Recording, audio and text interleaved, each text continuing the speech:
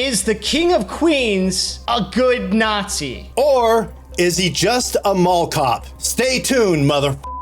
What's up, everyone? I am Wink. And I'm Skillz. And this is Scream Cheese. Today, we're talking about the movie Becky, directed by Jonathan Milott and Cary Murnion, starring Lulu Wilson, Kevin James, and Joel McHale. In Becky, a teenager's weekend at a lake house with her father takes a turn for the worst when a group of convicts wreaks havoc on their lives. In a nutshell, this is like your basic revenge story. I'll start off with a few positives. So first of all, Joel McHale, I saw him right away in the beginning of the film, and I'm like, what? Something interesting to me about him is I had to look him up because he's been around since I was like younger. He's going to be 51 this year. The dude looks like he's in his 30s, which is kind of crazy. He does. He really does. The second thing was at the beginning of the movie, I saw this guy in prison. I'm like, oh, that kind of looks like Kevin James, but that's not Kevin James. No, that's not Kevin James. It just looks like him, you know? Right. And then later on, I'm like, wait a minute, I think that is. It was. Those two things were really cool. You have these two guys that are known for comedy and a specific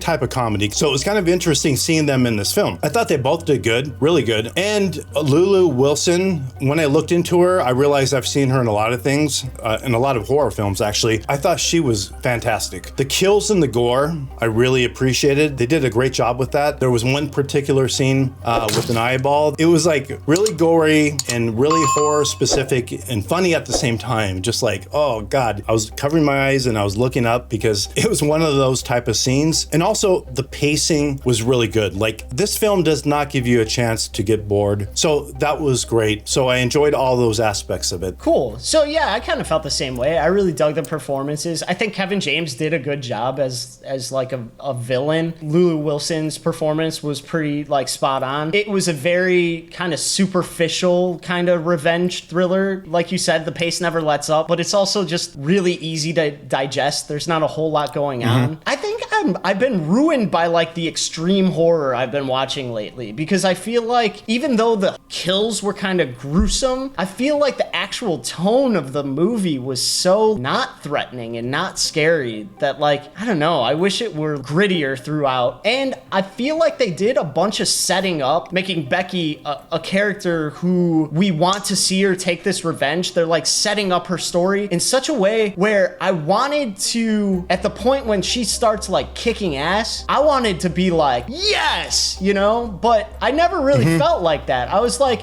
I want her to win. I want all these guys gone, but I was never like, yes, she's gonna do it, you know? Like, it just, it never connected in that way.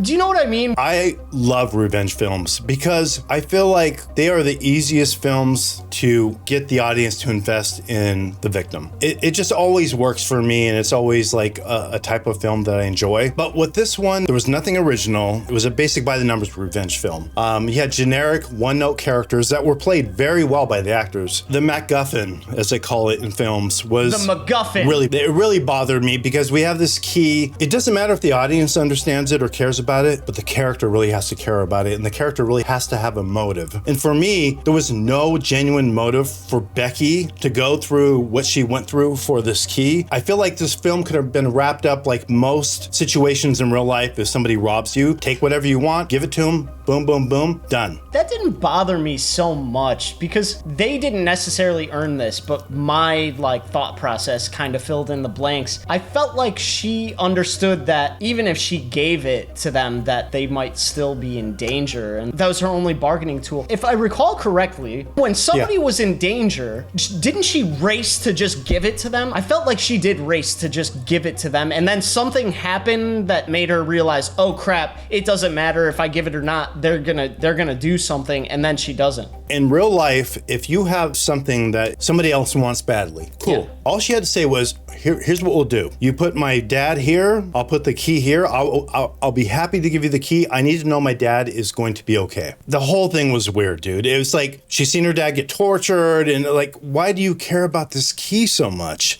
You're making really good points, dude. It's really good points. And like the fact that everything else was really logically consistent. Like when you pull a guy's eyeball partway out, he's like, well, I'm not going to call for like help from like a hospital. Let's just cut the thing off. Let's get rid of it. You know, like everything else was super logically consistent apart from that. So yeah, you just gave a spoiler, man. But dude, look.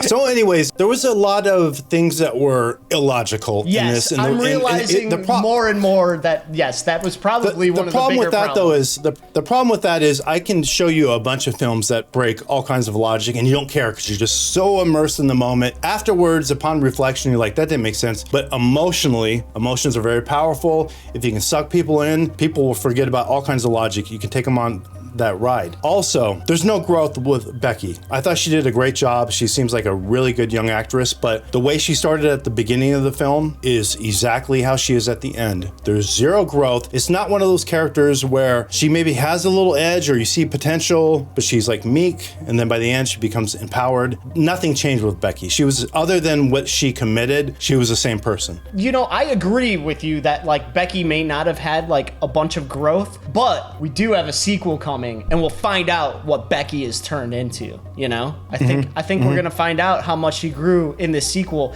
And even though, like, listen, I think we're talking about the believability of this film in such a way that may lead people to believe that we or I didn't like it. I actually liked the film quite a bit. I think it's a pretty well-polished but kind of superficial film. I think a lot of the value comes from good performances and really good gore and being compelling.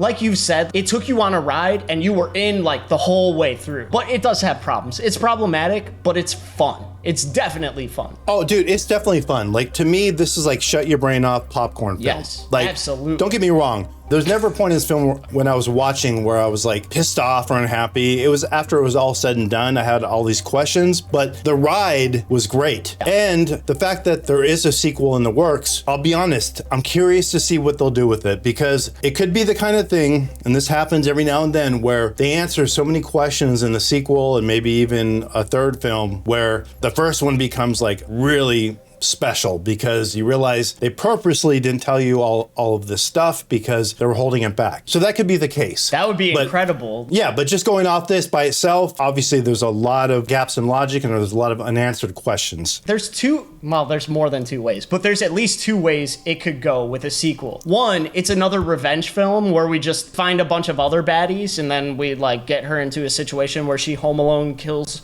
all the other baddies. But there could be a really awesome turn where we go into where the key is from and what is really going on with that, and that could potentially lead us into a story that's nothing like the first movie at all.